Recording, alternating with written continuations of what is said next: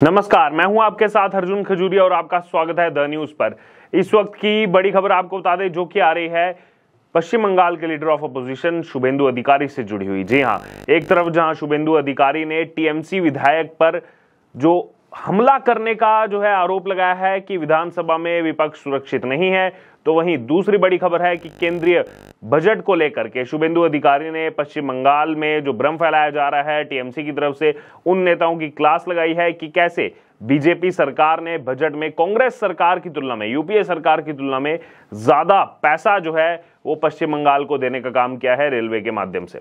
सबसे पहले यहां पर बात की जाए शुभेंदु अधिकारी पर हमले की, जो इस वक्त की बड़ी खबर है। दरअसल पश्चिम बंगाल में विपक्ष के नेता शुभेंदु अधिकारी ने सरकार पर यह बड़ा आरोप लगाया है, टीएमसी सरकार पर बड़ा आरोप लगाया गया है। बीजेपी नेता शुभेंदु अधिकारी ने कहा कि विधानसभा में भी विपक्ष सुरक्षित नहीं है। उन्होंने कहा कि विधानसभा में हमारे ऊपर हमला हुआ है। उन्होंने टीएमसी विधायक पर हमला करने का आरोप लगाया सीधे तरीके से। वहीं इस मामले में बीजेपी नेता ने स्पीकर को एक पत्र भी लिखा है।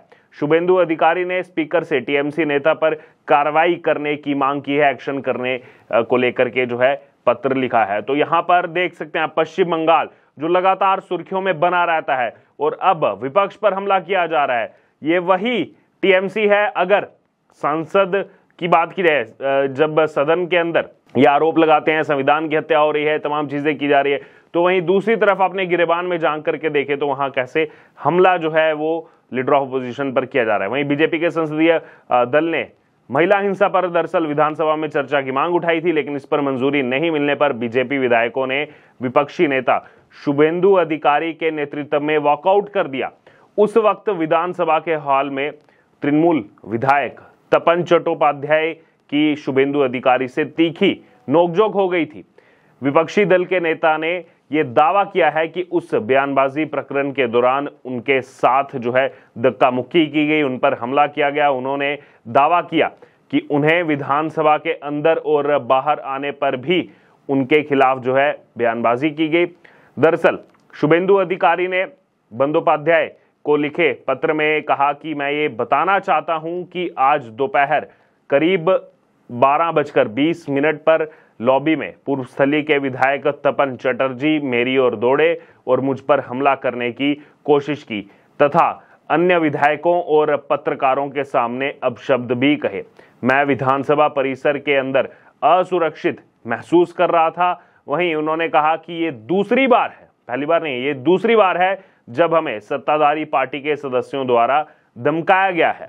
विधानसभा परिसर के अंदर हमें आवंटित निजी सुरक्षा ना होने का वह फायदा उठा रहे हैं। आपने उन्हें विधानसभा परिसर में प्रवेश करने से रोका। अधिकारी ने दावा किया कि विपक्षी दलों के विधायक विधानसभा परिसर में सुरक्षित नहीं है। आगे उन्होंने कहा कि सदन के संरक्षक के रूप में यदि विधानसभा परिसर के अंदर कोई भी इस तरीके से अप्रिय घटना होती है तो आप जिम्मेदार होंगे, यानी कि सीधे स्पीकर जिम्मेदार होंगे। मैं आपसे विधायक के खिलाफ उचित कार्रवाई करने का अनुरोध करता हूं, उचित एक्शन की मांग करता हूं।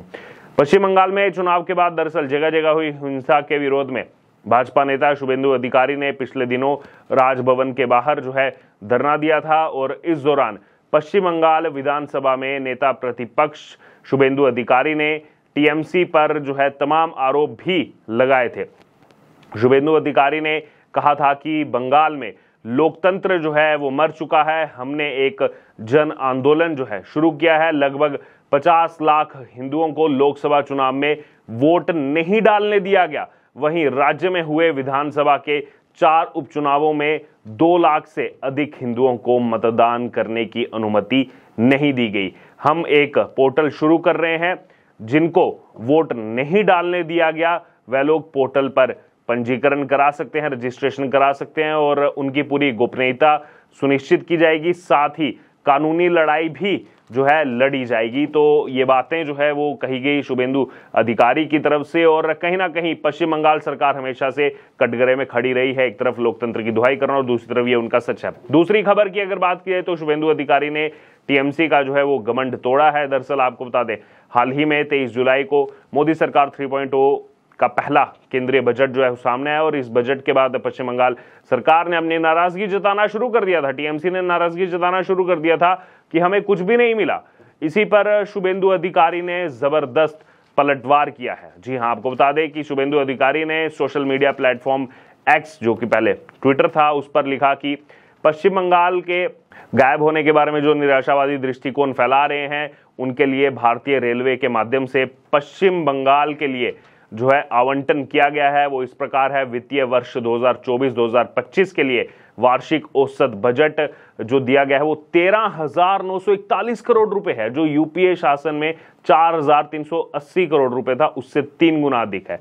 ये 60,168 करोड़ रुपए के अनुमानित मूल्य पर चल रही परियोजनाओं के अतिरिक्त है, यानी कि 60,000 करोड़ की अलग परियोजनाएं भी चल रही है केंद्र सरकार की। और ये सिर्फ एक मंत्रालय है। पश्चिम बंगाल राज्य को सभी मंत्रालयों और केंद्र प्रायोजित योजनाओं और साथ ही साथ बाकी जो परियोजनाएं हैं उनका लाभ होगा, उनका लाभ मिल रहा है। तो यहां पर फैक्ट्स रखे हैं शुभेंदु अधिकारी ने, जिसके बाद जो है देखना होगा कि टीएमसी क्या बोलेगी अब इस पर, क्योंकि सच्चाई तो यही है। और जो फैक्ट्स रखे हैं उसमें यही है कि 2009 से 2014 तक अगर एवरेज आप निकालें तो हर साल 4,380 करोड़ रुपया यूपीए सरकार के समय पश्चिम बंगाल को मिलता था, 4,380 करोड़।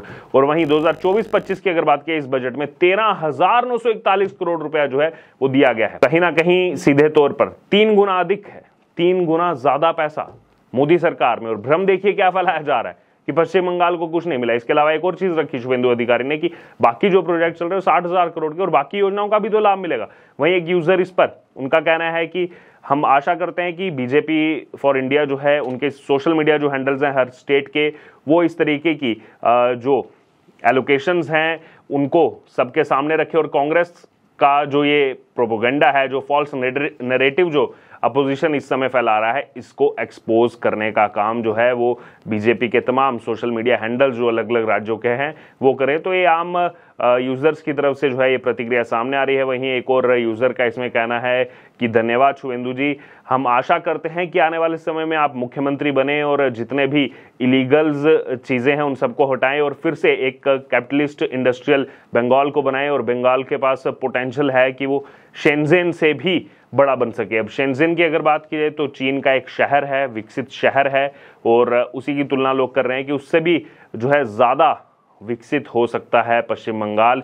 और ये बीजेपी की लीडरशिप में, ये शुभेंदु अधिकारी की लीडरशिप में जो है पॉसिबल हो सकता है। तो कहीं ना कहीं टीएमसी का जो काला सच है उसको एक्सपोज करने का काम जो है शुभेंदु अधिकारी कर रहे हैं और इसी बीच उन पर हमला हुआ, ये बड़ा आरोप उन्होंने लगाया। अब देखना होगा कि स्पीकर जो है इस मामले में क्या कार्रवाई करते हैं, क्या कोई एक्शन होगा या फिर नहीं होगा, इस पर नजरें हमारी बनी हुई हैं। बहरहाल आपका क्या कहना है इस पूरी खबर पर, आप जरूर हमारे साथ कमेंट बॉक्स में शेयर करें और बने रहें द न्यूज़ के साथ। धन्यवाद।